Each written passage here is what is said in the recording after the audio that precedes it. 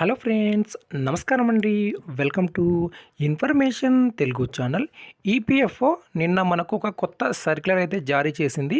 So ఆ circular యొక్క సారాంశం ఏంటో తెలుసుకుందాం. వీడియోకి లైక్ చేయండి, కొత్తగా చూసేవారు సబ్స్క్రైబ్ చేయండి.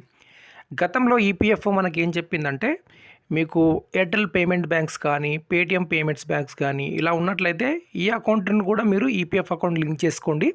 సో మేమైతే ఈ బ్యాంకులోకి కూడా మేము పీఎఫ్ అనేది విత్డ్రా చేస్తామని చెప్పారు.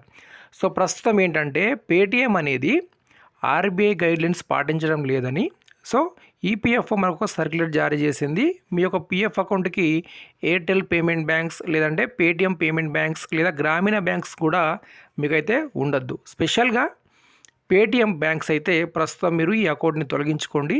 ఎందుకంటే మీరు పీఎఫ్ విత్డ్రా చేసినట్లయితే మీ యొక్క పీఎఫ్ అకౌంట్ నుండి డబ్బులు కట్ అవుతాయి, కానీ మీ పేమెంట్ బ్యాంక్స్లోకి అయితే డబ్బులు రావు అని ఈపీఎఫ్ఓ చెప్తుంది. ఒకవేళ పొరపాటున మీరు తెలియక పీఎఫ్ అప్లై చేసే ముందు మీ యొక్క బ్యాంక్ అకౌంట్ ఏది ఉంది చూసుకొని పీఎఫ్ అప్లై చేసుకోవడం మంచిది. ఇక్కడ నేను ఇప్పుడు సర్క్యులర్ అనేది చూపిస్తాను.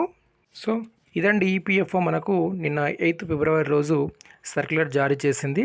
సో గతంలో ఏంటంటే ఈపీఎఫ్ను చెప్పింది పేమెంట్ బ్యాంక్స్ ఏవైనా కూడా like Airtel payments banks, Paytm payment banks కూడా మీరు యాడ్ చేసుకోవచ్చు. కేవైసీలో బ్యాంక్ అకౌంట్ లింక్ అవుతుంది, పీఎఫ్ డబ్బులు కూడా విత్డ్రా చేసుకోవచ్చు అని చెప్పింది. సో ప్రస్తుతం అయితే చూడండి, ఈ విధంగా మనకు సర్క్యులర్ జారీ చేసింది కాబట్టి సో మీ యొక్క ఈపీఎఫ్ అకౌంట్కి అలానే గ్రామీణ బ్యాంక్స్ కూడా ఉండొద్దు. నేను గతంలో ఒక అకౌంట్ చూశాను, సో అది నా అనుభవంతో చెప్తున్నాను.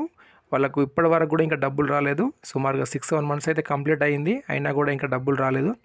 పీఎఫ్ అకౌంట్ నుండి డబ్బులు కట్ అయ్యి కానీ ఈ గ్రామీణ బ్యాంకులోకి పీఎఫ్ డబ్బులు అనేది రాలేదు. సో వెంటనే మీరు గ్రామీణ బ్యాంక్స్ కానీ, ఎయిర్టెల్ పేమెంట్స్ కానీ, పేటిఎం కానీ, ముఖ్యంగా పేటిఎం సో వెంటనే బ్యాంక్ అకౌంట్ చేంజ్ చేసుకోండి. సో మళ్ళీ మీరు మర్చిపోయే అవకాశం అయితే ఉంటుంది. ఓకే, ఇదండి వీడియోకి లైక్ చేయండి, సబ్స్క్రైబ్ చేయండి. Thank you.